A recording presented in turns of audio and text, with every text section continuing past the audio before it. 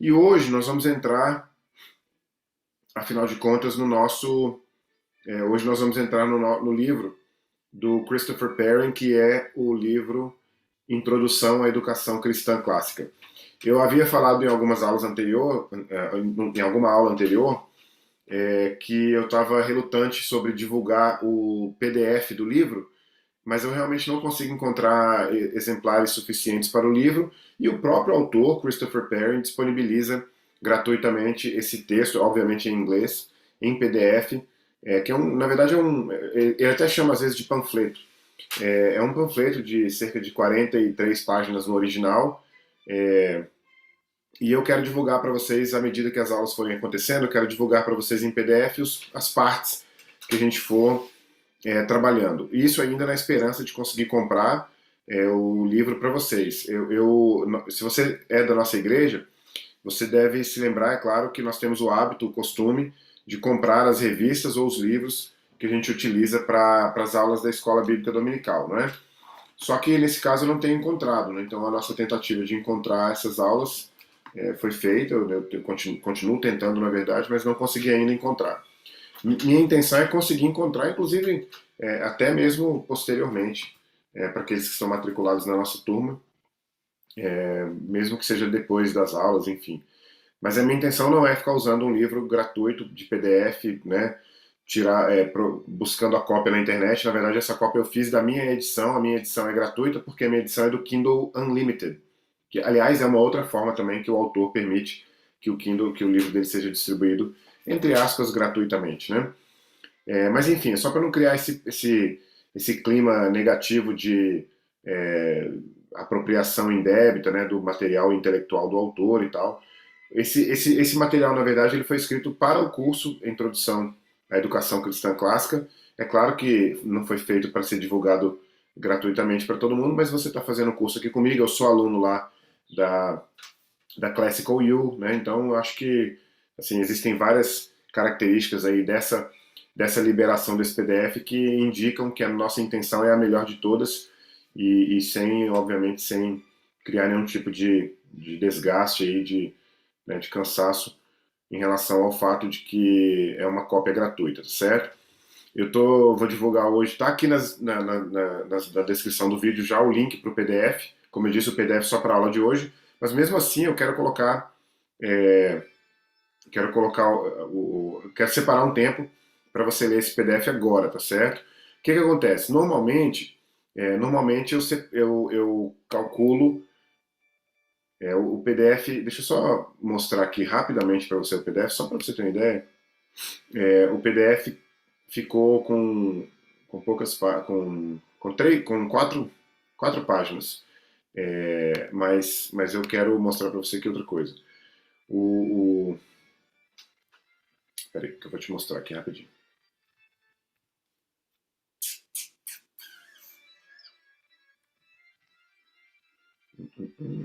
Vamos lá, vamos ver. Peraí que vai chegar.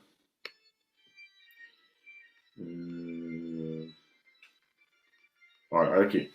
Esse daqui é o PDF da parte um que eu coloquei lá o link para você ler. Cadê? Ok, esse aqui é o PDF da parte um. Então você vê que tem aí cerca de 4 páginas, né? Na verdade, a última página são só 2 linhas, 1 linha e meia. Mas é isso, eu quero que você faça essa leitura agora. Eu quero que você aperte o pause no vídeo aí, tá certo? Quero que você aperte o pause no vídeo, quero que você vá lá na descrição do vídeo, clique lá no PDF para você ler esse texto aí. Eu imagino, eu calculei aqui que você vai demorar mais ou menos uns 10 minutos para ler esse texto. Pode ser de 10 a 12 minutos. Mas não tem problema, seja como for, assim que você terminar a leitura, você volta para o vídeo aqui. Eu mesmo aqui não vou parar na gravação do vídeo, mas você volta para o vídeo aqui para a gente continuar a nossa aula, tá certo? Muito bem. Ótimo. Se você está aqui de novo, eu acho que você deve ter terminado de fazer a leitura lá do PDF, não é isso? Da primeira parte. E eu quero compartilhar com você aqui o esboço que eu fiz para a nossa aula de hoje, tá certo? Essa é a nossa aula 4. E aí, você vai notar, você vai se lembrar, pelo menos, que existe um subtítulo aqui chamado Confusão Moderna clareza antiga. Essa primeira parte aqui do texto fala fala sobre temas que a gente já vem falando nas últimas aulas, então eu já vou colocar no nosso é, no nosso é, no nosso no nosso esboço aqui vai começar a partir desse ponto aqui que chama confusão moderna, clareza antiga, beleza? Então tá aqui confusão. Ah, eu acabei errando. Acabei confundindo, ainda bem que eu comparei bem aqui agora. É confusão moderna, clareza antiga. Não, então vou arrumar aqui. Confusão moderna, clareza antiga. Confusão moderna. Olha que coisa, né? Confusão moderna. Vou fazer uma coisa bem melhor aqui, quer ver? Vou cobrir aqui. Vou botar por cima. Será que vai dar? Deu não. Então deixa assim mesmo. Confusão moderna, clareza antiga. Realmente não faz sentido que seja o contrário. A gente vai entender isso na hora que eu estiver falando aqui. Muito bem, confusão moderna, clareza antiga. Vamos lá. Olha só, uma coisa que eu sempre tenho falado, quem tem me acompanhado nas minhas aulas ultimamente, quem tem me acompanhado na rede social, quem tem conversado comigo sobre educação nos últimos anos, pelo menos nos últimos 5 anos, pelo menos mais ou menos depois de 2017, 4 anos, mais ou menos depois de 2018, tem percebido que eu tenho falado muito sobre a questão da educação moderna em relação comparada à educação cristã clássica. Aliás, eu poderia até citar para vocês aqui um exemplo, que inclusive é citado, que é colocado, é apresentado pelo próprio Christopher Perry lá no curso que eu faço com ele. Esse curso, na verdade, eu já fiz todo, mas no curso que eu fiz com ele, lá chamado Introdução à Educação Cristã Clássica, ele dá um exemplo da Coca-Cola. E eu quero colocar esse exemplo aqui para você entender aí, para você ver por que a gente chama de educação clássica, na verdade. E na aula passada eu falei aliás, na aula retrasada, a gente falou sobre o conceito de educação cristã clássica, mas ficou fora aí esse exemplo da Coca-Cola. A Coca-Cola, essa história é uma história contada de forma bastante superficial, mas a Coca-Cola fez um teste se eu não me engano foi na década de 80, não foi final de 70, 80. Eles fizeram um teste, deixa eu voltar essa tela aqui um momento, eles fizeram um teste cego com a Pepsi e com a Coca, né? Ou seja, o teste cego seria pegar um copo de Coca-Cola e um copo de Pepsi e entregar para uma pessoa, e aí a pessoa, sem saber qual era das duas marcas, né, perguntar para a pessoa qual que ela prefere, e a pessoa apontava lá, eu prefiro essa, tá? Por quê? Por isso e aquilo, né? E a Coca-Cola descobriu, para surpresa dela própria, que as pessoas preferiam Pepsi. Um dos motivos é que ela era mais doce, tal, mais gostosa na boca, o sabor ficava mais tempo ali e tal. Enfim, e aí o que a Coca-Cola fez? A Coca-Cola tentou alterar o seu sabor para chegar o mais próximo possível da Pepsi. Aliás, a pesquisa aconteceu inclusive dentro da própria fábrica da Coca-Cola, né? Os próprios funcionários da Coca-Cola foram testados e alguns deles realmente preferiam Pepsi à Coca-Cola. Só que quando a Coca-Cola apresentou essa pesquisa e, portanto, essa mudança, ela apresentou como uma nova Coca-Cola. E algumas pessoas ficaram extremamente preocupadas com isso, chateadas, né, inclusive num grau até diria um pouco exagerado, elevado. Algumas pessoas compraram estoques da Coca antiga para guardar, outras pessoas fizeram passeatas com faixas na porta da fábrica da Coca-Cola, ou da sede da Coca-Cola e tal, e solicitando que a Coca-Cola voltasse ao seu sabor original, né, ou seja, a sua receita original. O que acontece é que quando a Coca-Cola voltou com a sua receita original, quando a Coca-Cola voltou para a sua receita original, eles chamaram aquela Coca-Cola que estava voltando para o mercado de Coca-Cola Classic. E a ideia do Classic lá era de retornar àquilo que já era, né?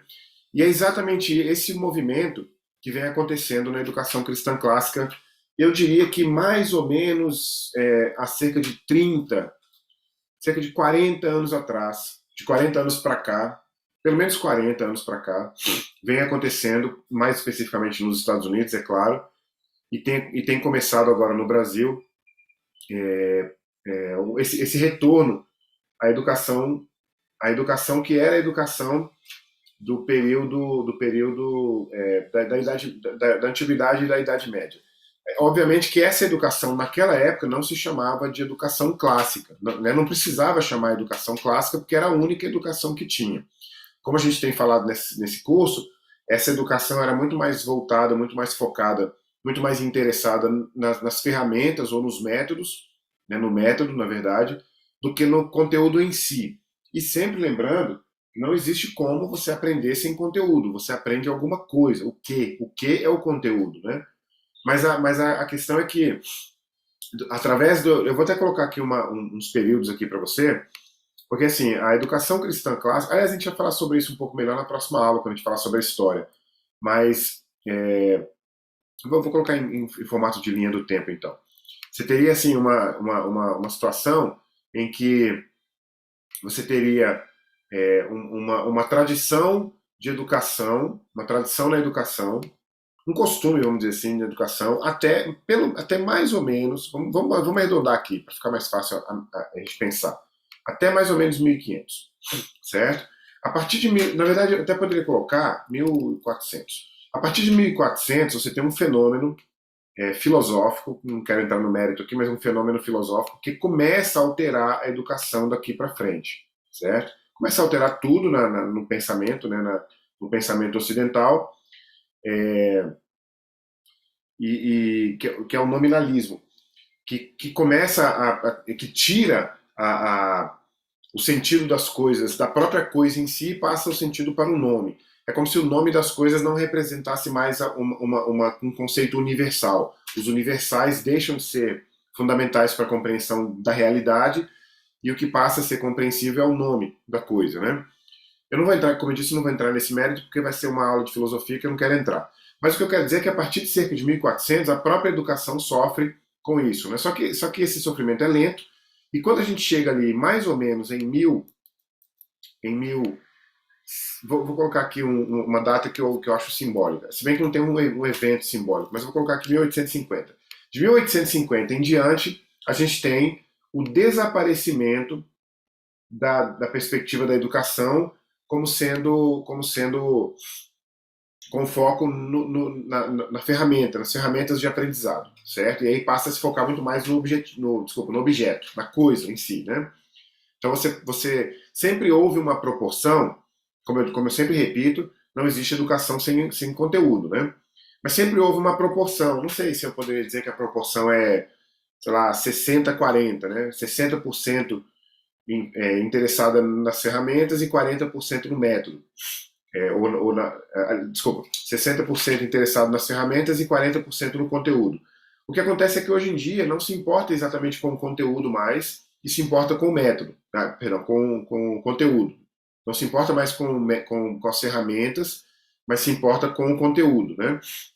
É o famoso o que vai ser estudado, né? Então, o que acontece é que durante todo o período, eu vou colocar aqui, a primeira data que eu vou colocar aqui vai ser, vou colocar nos gregos aqui, tá? Que obviamente tinham um modelo de educação característico deles, eu vou colocar aqui 300 AC, né? Antes de Cristo. E aí você vai ter de 100, eu vou arredondar aqui para 100, tudo arredondando para ficar mais fácil. De 100 depois de Cristo, agora aqui já é depois de Cristo, todas as datas. De 100 depois de Cristo em diante, você começa a ter o aspecto, você começa a ter a cosmovisão cristã envolvida na educação, né? Então, daqui desse período aqui, de cerca de 100 até esse período aqui de 1400, você tem uma educação seguramente focada nos conceitos que a gente tem mencionado aqui. Seguramente focada em quê? No trivium, no quadrivium, ou seja, nas 7 artes liberais, né, no quadrivium, certo? Nas escrituras e com o objetivo de formar homens de caráter bíblico, né, de caráter cristão, certo? Isso é o que você tem até cerca de 1400. De 1400 em diante começa a debandar, vamos dizer assim, só que muito lentamente. A partir de 1850, e para arredondar bem, bem assim, correndo o risco de errar, mas de 1900 em diante você não tem mais educação cristã, educação com base, por exemplo, no trívio, no quadrívio. Você já tem, a partir de 1850, você já tem pensadores como John Dewey, por exemplo, apresentando modelos de educação que a gente já pode chamar de educação moderna, certo? Então, quando a gente fala o mundo moderno é confuso por natureza, na verdade eu teria que dar uma breve contextualização histórica, que exatamente a partir de 1400, é por isso que esse ano não é um ano à toa, assim, não é um ano arbitrário, mas a partir de 1400 você tem alguns fenômenos muito importantes na história do mundo. Por exemplo, o iluminismo, não, o renascentismo, o renascimento, que é aquela ideia. Na verdade, eu gosto de. Quando eu dou uma explicação muitíssimo rápida sobre o renascimento ou renascentismo, na verdade é a mesma coisa com nomes diferentes. Quando eu falo muito, muito brevemente sobre o renascimento, eu sempre gosto de falar que é o momento em que a pessoa. É o momento em que as pessoas descobrem o eu, o individual.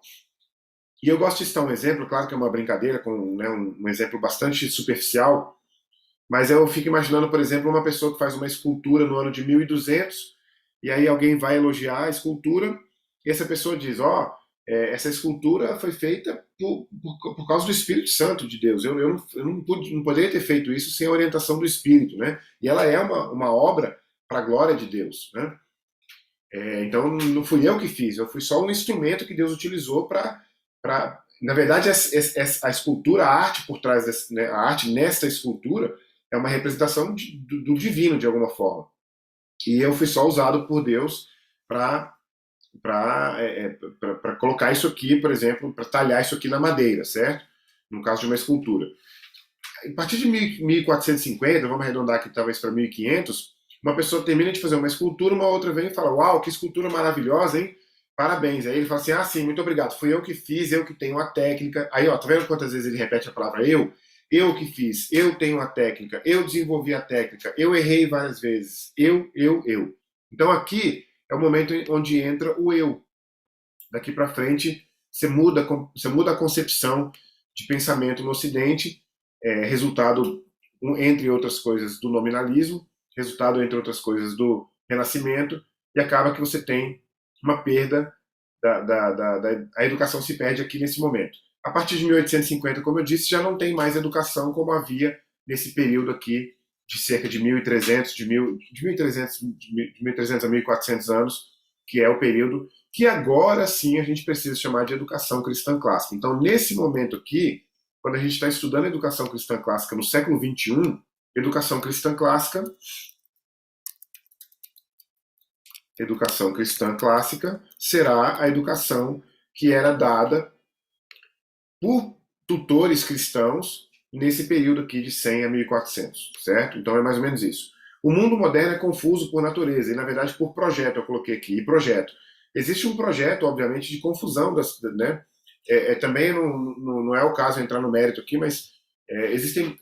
Por exemplo, estou convencido, no que eu tenho estudado nos últimos tempos, eu estou convencido de que situações como, por exemplo, o nosso modelo de educação no Brasil são, sem dúvida nenhuma, um projeto diabólico, criado no inferno, que é colocado na mente de pessoas, obviamente, orientadas pelo inimigo, para destruir uma educação que era visivelmente bíblica, visivelmente cristã, visivelmente eclesiástica, monástica, né? Não tem dúvida nenhuma de que a educação dada na Idade Média, a maior parte da educação na Idade Média era uma educação cristã, uma educação bíblica, né? E é óbvio que se a gente sabe disso, o diabo também sabe. E se o diabo sabe que isso funciona para formar pessoas, né, com clareza mental e devolver às pessoas a imagem e semelhança de Deus, então obviamente que o diabo não ficará feliz com um projeto como esse, certo? Nesse sentido, como educar os nossos filhos e nós mesmos em meio a tanta confusão? Na verdade, a gente precisa relembrar o que é educação. E aí eu estou colocando um novo conceito aqui. Na verdade, um novo conceito não, ter uma explicação diferente. Né? Educação é um grande empreendimento, é aquele grande empreendimento onde a gente passa sabedoria e conhecimento de uma geração para outra. Né? Nesse sentido, eu não posso, mais uma vez, eu não posso deixar de falar aqui dos grandes, dos três conceitos dos clássicos, das ideias e da conversa que é travada nessa passagem de conhecimento e de sabedoria de geração para geração.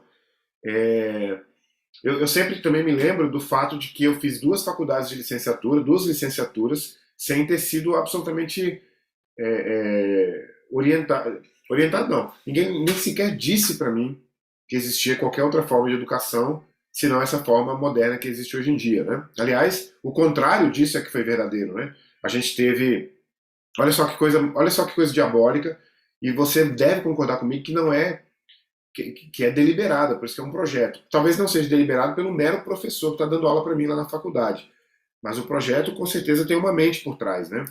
E olha só que coisa interessante. O que o Paulo Freire faz na sua, entre outras coisas, qual é um dos projetos dele?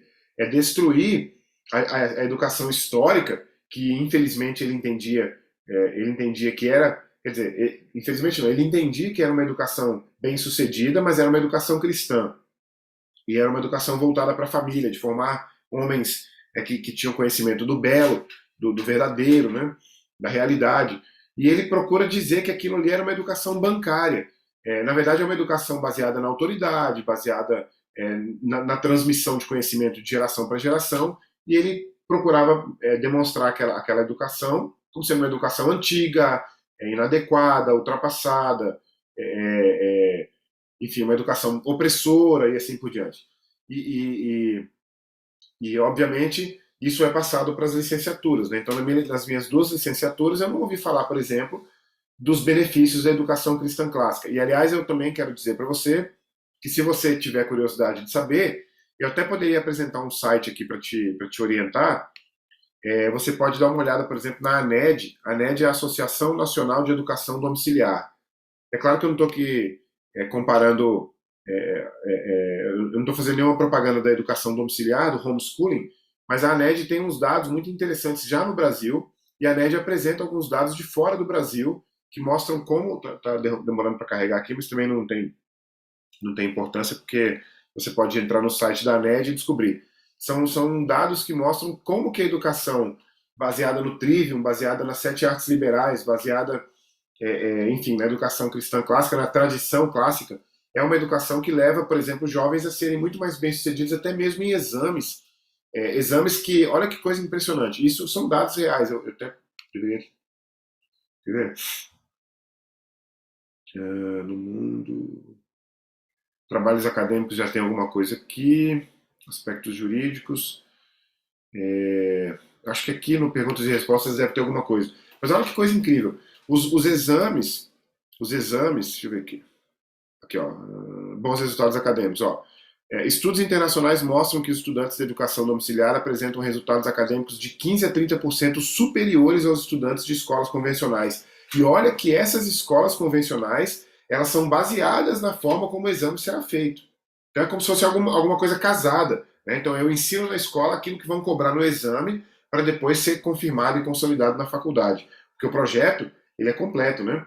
Mas é engraçado que mesmo assim os alunos que fogem desse projeto conseguem ter de 15 a 30% conseguem ser de 15 a 30% superiores do que os estudantes de escolas convencionais. Então, o método clássico, assim como o Paulo Freire percebeu, o método clássico é um método bem sucedido, mas é lógico que é um método bem sucedido para um projeto oposto ao dele. Um projeto de família, um projeto cristão, bíblico, um projeto cujo objetivo, entre outros, é claro, é formar cidadãos, pessoas que sejam capazes de voltar cada vez mais à imagem e semelhança de Deus, a imago Dei, não sei se é Dei ou Deus, certo? Mas enfim, então a educação é aquele grande empreendimento onde a gente passa sabedoria e conhecimento de uma geração a outra. E essa educação, aí tem uns aspectos da educação que envolve descoberta, mas envolve também instrução. Ou seja, envolve a orientação, por exemplo, de um tutor. Né? A palavra tutor tem todo um significado diferente, porque um professor, talvez, antigamente eu ouvia essa frase e achava ela um pouco estranha, mas hoje nem tanto. Um professor, na verdade, é um facilitador, mas o tutor não. O tutor, a diferença, inclusive, entre a educação cristã clássica e uma educação moderna, é que o professor não precisa ter um caráter eu acho tão interessante isso, que só agora há pouco tempo é que eu fui perceber, pouco tempo, 3 anos atrás, de 3 para cá, você deixa o seu filho na escola, você deixa os seus filhos na escola, e você entrega os seus filhos na mão de um professor de matemática, por exemplo, e a sua preocupação é se ele vai aprender matemática, se o professor tem uma boa didática para ensinar para o seu filho. Se o seu filho não estiver aprendendo bem, um dos culpados para você vai ser o professor, ou o método, né? A forma como ele está utilizando a sala de aula, certo? Mas na verdade você não tem nenhuma preocupação com o caráter do professor que está ensinando matemática para o seu filho, com a moral, né, com a cosmovisão dele, com a filosofia de vida, com os costumes, com as práticas. Até porque você deve se lembrar que a Bíblia diz que a boca fala daquilo que o coração está cheio. Se o coração do seu professor estiver cheio do Evangelho, estiver cheio da experiência dele com Deus, ele vai falar isso em sala de aula eventualmente. E se for o contrário também, né? Então, envolve instrução, e essa instrução é dada por professores ou tutores que, que preferencialmente deveriam ser orientados pelo Espírito Santo. É uma transmissão cultural, e a palavra cultura aqui tem uma dificuldade muito grande de conceituação, mas eu gosto de uma palavra que eu gosto de associar a cultura, é costume e tradição, portanto, né? Então é uma transmissão de tradição. E os educadores clássicos procuram o quê? Pistas, né? Em meio a uma época tão confusa, num período tão confuso, a gente procura pistas, né? Mas a gente procura pistas numa época anterior. É por isso, inclusive, que a educação é uma revolução. Eu vou entrar daqui a pouco no mérito aqui da revolução, mas não no sentido, lógico, que não é no sentido marxista, socialista, Paulo Freireano, né? De jeito nenhum, né? Porque a gente procura no método da educação clássica que foi testado e aprovado. Como eu disse agora há pouco, se você colocar pelo menos os 1.300 anos garantidos ali de educação cristã clássica, de pelo menos 100 até 1.400, você tem um modelo de educação, obviamente que vai melhorando, né, e vai... não tem muita inovação, porque o método que funciona é aquele ditado, né, o time que está ganhando não se mexe, né? Mas a gente tem um método que obviamente vai tendo a sua evolução, mas é um método que é testado e aprovado. É testado para a formação de pessoas com caráter que vem de uma formação bíblica, de uma formação cristã. Eu sempre gosto da palavra eclesiástica também, porque tem um ambiente eclesiástico envolvido, né, uma igreja envolvida. Né? E por isso a gente precisa de uma revolução, só que no verdadeiro sentido desse termo. Né? Porque a palavra revolução, ó, ela vem, quer ver, ó, ela vem do latim revolver, ou seja, retornar. E o Chesterton, ele diz, o GK, o G.K. Chesterton, ele diz que toda revolução é uma espécie de restauração. Então talvez fica mais fácil entender pela frase do C.S. Lewis, né? C.S. Lewis, ele diz o seguinte, que quando nós estamos perdidos, a melhor forma de você retornar para o seu caminho é você voltar para casa, né? E ele inclusive diz mais, ele diz, inclusive o livro que ele diz isso é esse livro aqui. Quer dizer, o livro que ele diz isso não. O livro que eu tenho aqui, que fala sobre isso, né? Ele fala aqui que é um texto, inclusive, que eu até poderia sugerir que vocês lessem. É um texto que ele fala sobre as primeiras coisas.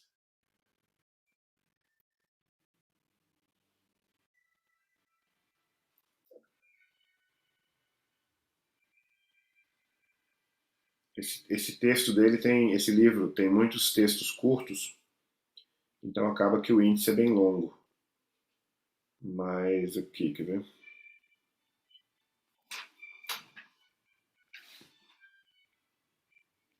O nome do livro Deus no Banco dos Réus.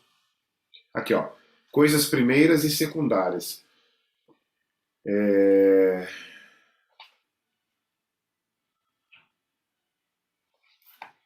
Claro que não vai dar para a gente ler esse texto aqui todo agora. Mas não seria ruim de jeito nenhum. Mas enfim, aqui nesse texto ele diz, por exemplo, o seguinte, que a ideia de progresso, pelo menos eu podia achar essa parte aqui. Quando a gente fala de progressismo, a gente tende a pensar na esquerda, né, no socialismo e tal, os progressistas, aquela coisa toda. Só que ele diz uma coisa muito importante, muito interessante.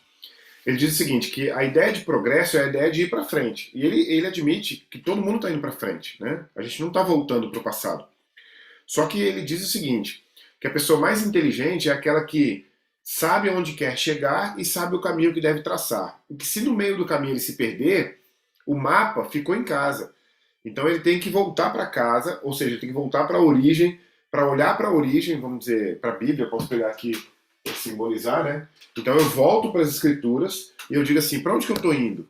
Então se eu estou indo para o lugar X e me perdi no caminho, o lugar que eu tenho que... Eu só vou conseguir chegar até o X se eu voltar para casa e pegar de volta o mapa ou o caminho, para que eu volte para o caminho de maneira correta e chegue até onde eu quero chegar, que é o progresso, é o futuro. Todo mundo está indo para o futuro, né?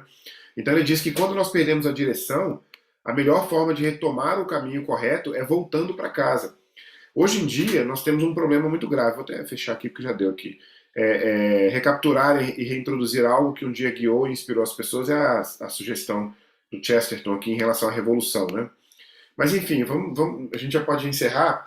Eu já posso dizer o seguinte: a gente vive num tempo hoje, eu digo isso de todo o meu coração, assim, com bastante preocupação. A gente vive num tempo de tamanha confusão, mas a confusão é tão grande que talvez seja difícil para você mesmo entender o que eu estou dizendo. E não é a culpa não é sua. A culpa é que assim, o projeto que foi feito para colocar a gente em confusão foi um projeto muito bem feito, muito bem feito. A gente só não vai aplaudir esse projeto porque é o projeto do inimigo, né? Mas é um projeto muito bem feito. Um projeto tão bem feito, inclusive, que nós hoje, por exemplo, eu tenho alunos, por exemplo, que eles não sabem, não têm a menor ideia, não tem a menor ideia, por exemplo, de que o Stalin e o Mao Tse-tung matou 100 vezes mais pessoas do que o Hitler. Né? O Hitler é colocado normalmente na conta do Hitler 6 milhões de mortos. Só o Stalin tem 10 vezes mais mortos na mão dele. Dizem que as estimativas, eu peguei essa estimativa há pouco tempo atrás aqui com o Alexander Solzhenitsyn no arquipélago Gulag, uma estimativa de que nas mãos do Mao Tse-tung morreram 100 milhões de pessoas. Só o Holodomor, por exemplo, da Ucrânia com o Stalin foram 3 milhões de pessoas mortas de fome. E os alunos não sabem disso, mas ninguém deixa de mencionar as mortes nas mãos do Hitler. Então, assim, quando você mata uma história, você precisa de uma geração só para essa história morrer. E a geração que quis fazer desaparecer do conhecimento humano as mortes do Stalin, do Mao, enfim, das outras figuras do comunismo, são vozes, essas pessoas colocaram, encerraram a tradição de contar essa história. E hoje a gente tem que voltar, né, voltar para casa, para o começo. Então, na educação é a mesma coisa. Esse exemplo que eu dei agora da comparação entre a história do nazismo e a história do comunismo tem tudo a ver com a minha faculdade de licenciatura. 2 licenciaturas sem não ouvir falar sobre a expressão educação clássica. De jeito nenhum. Muito pelo contrário, eu vi professores criticando a Idade Média. Eu sou de uma geração, aliás, essa é a geração, né? Que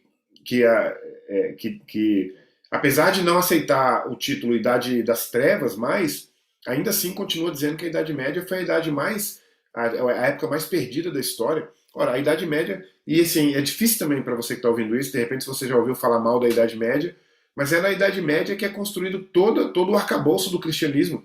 É na Idade Média, por exemplo, que as doutrinas bíblicas, na verdade, cristãs não bíblicas, serão consagradas, eu vou até usar uma palavra exagerada aqui, serão dogmatizadas, exatamente porque os cristãos da Idade Média foram aqueles que ficavam o dia inteiro pensando e lendo a Bíblia, lendo os textos, e orando, e buscando a orientação do Espírito para escrever os seus textos. Agostinho, por exemplo, Boécio, são figuras que passaram todos os dias da vida, todos os dias da sua vida, estudando e se orientando e sendo orientados pelo Espírito Santo para desenvolver as doutrinas que nós hoje usamos com tanta facilidade sem saber de onde vem. Então a gente precisa voltar. Né?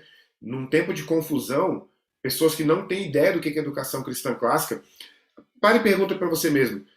Ou responde essa pergunta. Será que, vamos pegar aqui, uma família cristã, por exemplo, no século VII, na Europa, será que eles educavam os seus filhos com os princípios e os métodos de hoje em dia?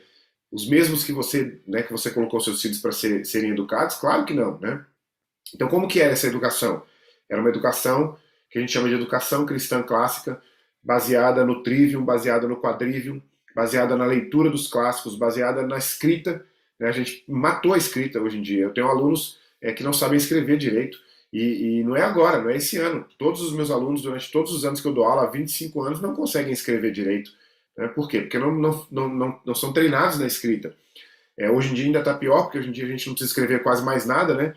Eu estava lendo, por exemplo, um livro esses dias, e no trivium da leitura, a gente faz anotações e inclusive citações diretas, né? E num determinado momento eu fui fazer uma citação e tirei uma foto com o celular e pensei, não, peraí, eu não posso tirar uma foto, eu tenho que escrever. Aí fui pro computador, e depois, não, isso não é escrever. Aí eu peguei a caneta, peguei o papel e copiei a citação no papel, né? Então é isso. Então, para encerrar, deixa eu só voltar para essa última frase aqui.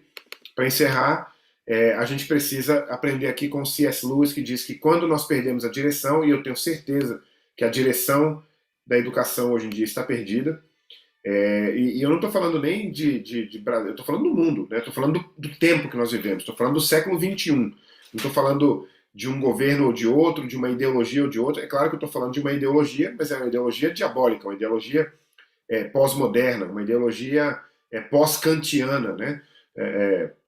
Estou falando de coisa muito mais profunda, não estou falando de uma disputa de polos ideológicos ou políticos, é claro que não. Estou falando de coisas muito mais profundas. E o C.S. Lewis diz para a gente que quando nós perdemos a direção, a melhor forma de retomar o caminho é voltando para casa. Para nós aqui, voltar para casa será voltar para a educação cristã clássica, da tradição, voltar para a educação do trivium, do quadrivium, das 7 artes liberais, que é a educação da tradição da educação cristã clássica, certo? Muito bem, então essa foi a nossa aula número 4. Na próxima aula voltamos, e na próxima aula voltamos, inclusive, na sequência do texto do Perry. Deixa eu só te dizer aqui rapidamente só te mostrar aqui rapidamente qual será o ponto específico onde a gente volta na próxima aula. Será esse aqui, ó. Deixa eu mostrar para você, deixa eu compartilhar com você rapidamente. Será esse ponto aqui, ó. Uma breve história da educação clássica, esboço e visão geral. A gente deve ir até aqui, algumas pinceladas finais, provavelmente, tá certo? Então é isso. Vamos encerrar com uma oração e até domingo que vem. Pai, obrigado em nome de Jesus por mais essa aula que nós tivemos agora. Obrigado porque o Senhor tem nos abençoado. Nosso desejo, Pai, é descobrir e aprender qual é a educação que nos torna mais próximos do Senhor, qual é a educação que nos orienta segundo a sua palavra, qual é a educação que tem a imagem e semelhança do Senhor, Pai. E nós temos entendido que essa é a educação que a igreja desenvolveu durante a sua história e que obviamente foi perdida no momento em que o inimigo entendeu que essa educação é a educação que transforma, que promove homens e mulheres, é claro, que têm a imagem e semelhança do Senhor, Pai. Te peço em nome de Jesus que o Senhor abençoe a nossa igreja, abençoe as mentes das pessoas que estão assistindo a essas aulas, para que elas entendam a importância de se preocupar com a educação e de lutar contra essa educação moderna, Pai, que não tem nada a ver com a sua palavra, não tem nada a ver com a Bíblia. Essa é a nossa oração em nome de Jesus. Amém. Muito bem, irmão.